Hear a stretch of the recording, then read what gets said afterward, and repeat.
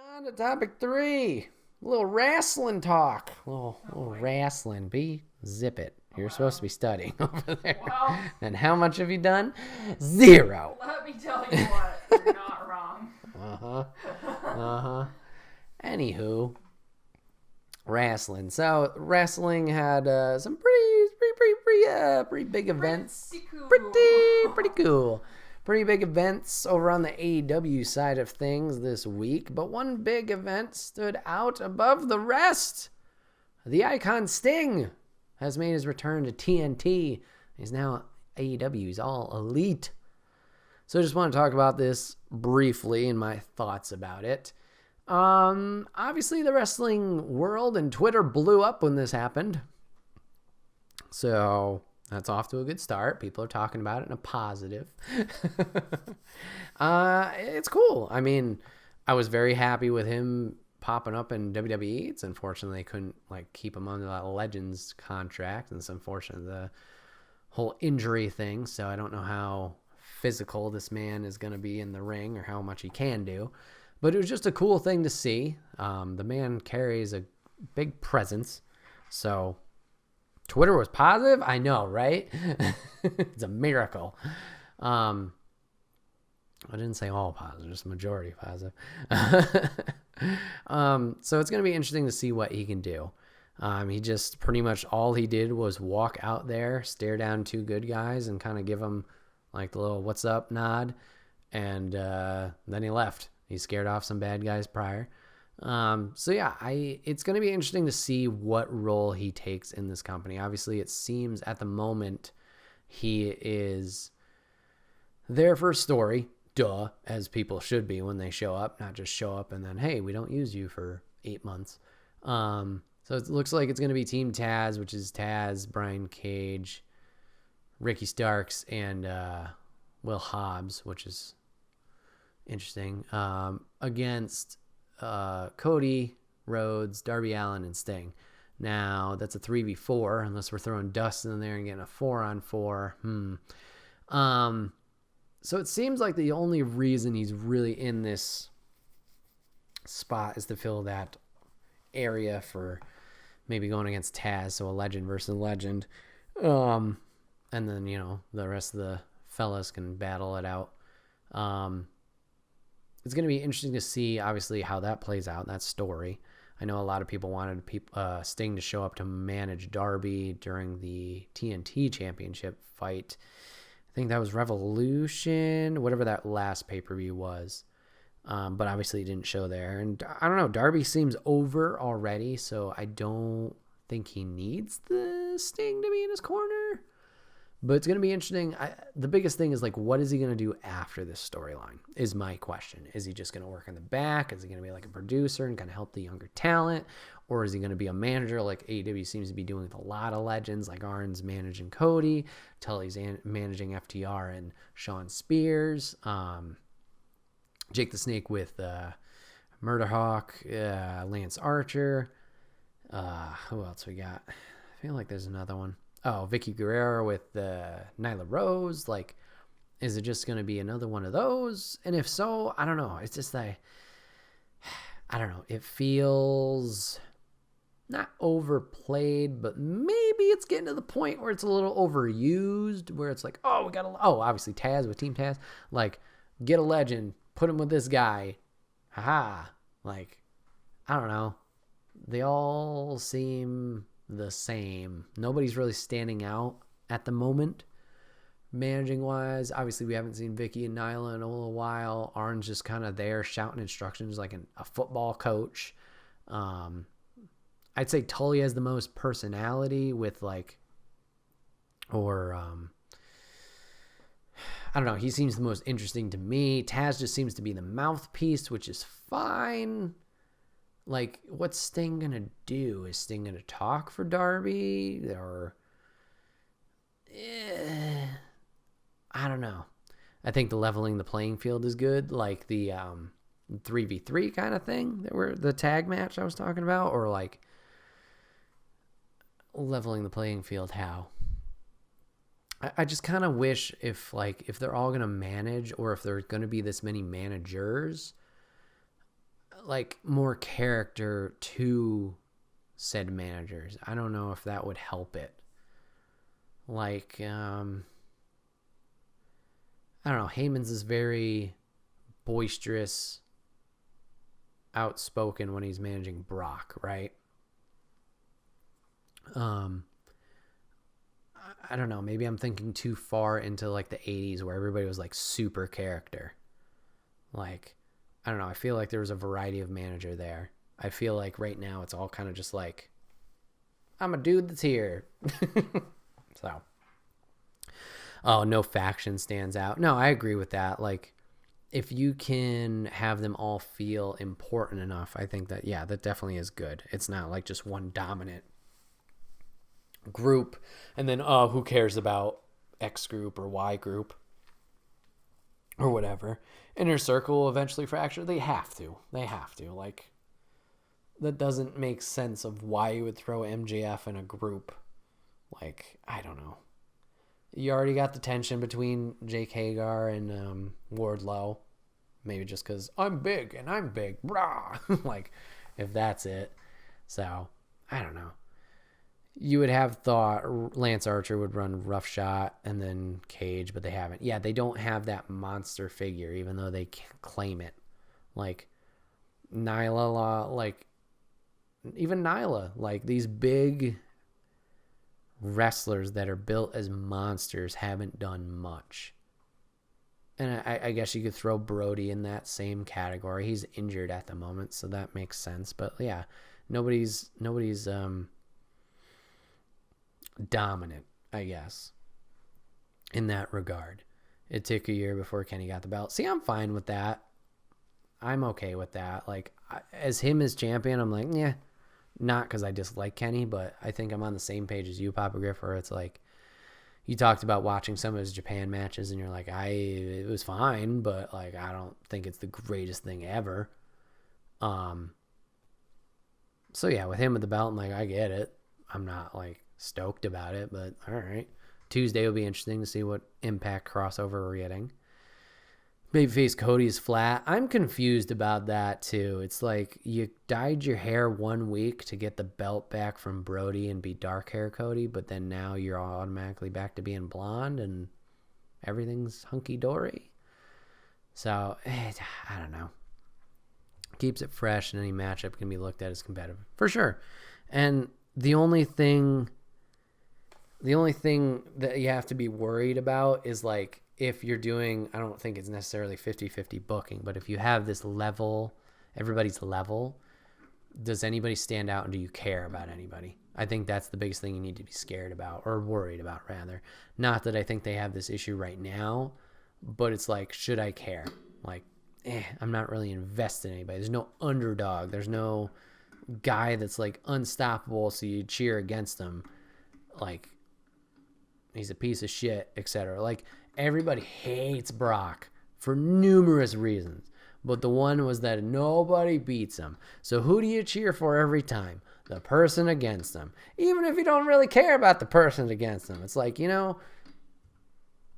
that's the person you cheer for. Like, there's that tension there. But you have more like an attitude era, WWE, everybody's a storyline. See, everybody having a storyline, absolutely. I'm definitely down for that. But everybody just kind of milling around, I don't know. Like, there's a lot of talent there. I don't know. I don't want everybody to be so even that nobody's interesting, if that makes sense. Yeah, you don't need that dominant force all the time. Like, oh my God. But like, that's how it makes this story. Mox was dominant as anyone, for sure. I don't know his record, but yeah, he was. Oh, Undertaker's streak is a big one that nobody likes Brock because of that. No, I think the biggest reason is because Brock just doesn't. Well, when he was champ, he wouldn't show up because he was a part-timer. So like, everybody's like, why is the belt on him? Like, this is supposed to be the most important thing. And we see you like 3 times a year. And then you keep giving it to him. As soon as we get it off you, put it right back on him. It's like, what the fuck? So yeah, there was numerous reasons that people didn't like Brock, but yeah, I get that. You don't want that just overpowering force. Like I said, it's just I don't want everybody to be just bland because nobody stands out. Like I said, if everybody's got a storyline, yes, because then you have different things you're focused on. But if it's just, I don't know, nothing's going on.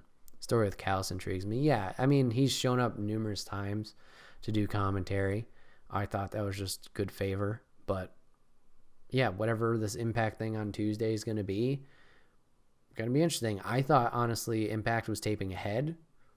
I don't remember if AEW's doing that, if they're doing like recording 2, or if they're doing just every week. I think they're doing every week now. But I thought Impact was recorded ahead. I was like, ooh, that's going to be weird. Because I thought they were like ahead, like maybe a month ahead on recordings. But maybe they don't do that anymore, or they're not as far ahead as I thought. One one like, oh, moment is obviously Rascals just left Impact. Their contracts ran out. 2 of them signed with WWE. I think the third is probably going to. It would have been interesting to see them run into some of the AEW tag teams. I don't know much about them, but I know there was a lot of talk about their talent. Swings the door open for EC3. EC3 is like floating around everywhere. He was in Impact. He did the program with Moose. Now he's out. I think he's doing a program in ROH. I don't know what exactly he's doing there. But yeah, it seems like he's a floater. He's just popping up wherever. Did you hear about the Trios Championship? Is that for AEW? I heard a rumor about that. I don't know. It could be interesting. What trios do we got? We got Death Triangle. We got Butcher Blade and Kingston now, I assume. We got Lucha Express. We got SCU. So there's 4. I guess you could have Dark Order. Okay, that could work. But then, like, does that eliminate all your tag teams from the tag team division? Or are you going to get, like, Dark Order has so many members? Like, are you going to have them have the trio and the tag? So are all the wrestling factions, if that's a good word, owned by one giant parent company? The ones we're talking about right now, yes. Oh, yeah, Best Friends are technically a 3. I don't know the difference between them, really. Gotcha. So factions in a company. So AEW, WWE, Impact, New Japan, Ring of Honor, etc. A faction is like a group of more than 2 people in a certain company. So AEW we're talking about a lot right now. Taz's group. Yeah, Taz's group has 3. So there's a lot of trios. Yeah, okay. That could work. Like I said, my biggest concern is, like, if you do a trio, does that take all your duos away? Private Party's obviously a duo. TH2's obviously a duo. Young Bucks. So they do have a big-ass roster. So I guess that could work. It's worked in other companies. Why not? So yeah, it's just a team of people of 3 to usually like 5 is a faction in wrestling. Just a bigger team than 2. That's all. Oh, dropping frames, heads up. So yeah, that'll be interesting. Sting! Very cool moment. Very happy. Obviously, he's doing something. I'm just, like I said, my biggest thing is, like, what is going to happen after this angle is done? Is he flying the coop? He's like, peace out? Or is he backstage? Is he managing Darby? What is he doing? Because, like, I don't know. I don't think he can get really physical and do, like, a whole lot. That's why they're doing the tag match. Same with Taz. Sting's here. Still very cool. Yeah, it was a great moment. Very, very cool moment. So, and that merch, woo, looks hot. Very cool logo. Bringing Flair, hook up. Yeah. Oh, geez. If they got, yeah, that's like that's obviously a big let go that WWE let go with Sting. Like, can you imagine if somebody like Flair or like Rock or, I don't know, somebody like super WWE whoosh, left and went over there like, oh God. Man, that would be like game changer extraordinaire. I don't know. I don't know. So yeah, it's interesting. It's interesting seeing this movement with Sting over there.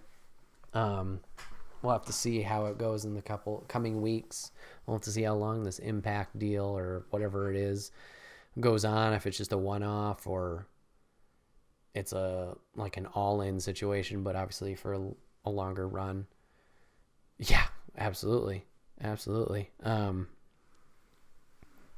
I don't know. It's going to be just like everything. Time will tell. Well, everybody, this has been another episode of the Wait, What Are We Talking About podcast. My name is Bret, aka Enigma911, and I appreciate you guys joining me today, whether you're watching the video or listening on the MP3. If you want to catch it live, you can go over to twitch.tv/Enigma911, where we do this live at 8 p.m. Eastern every otper Saturday. You can join in the chat like Papa Griff, Pancake, New York to SoCal, and Lady in Wonderland did today. We'd love to have you. Keep the conversation going. Makes it a little bit more fun, a little bit more organic. All right. But if you can't catch it live, that's A-OK. You can catch it over on YouTube and SoundCloud the following week. Just search Enigma911 or the Wait What podcast, and you can catch it as one big video or MP3 over there. Remember, guys, merch store and get all of your swag over there. T-shirts, cups, backpacks, and more. Rep the brand. Support us. It would be greatly appreciated.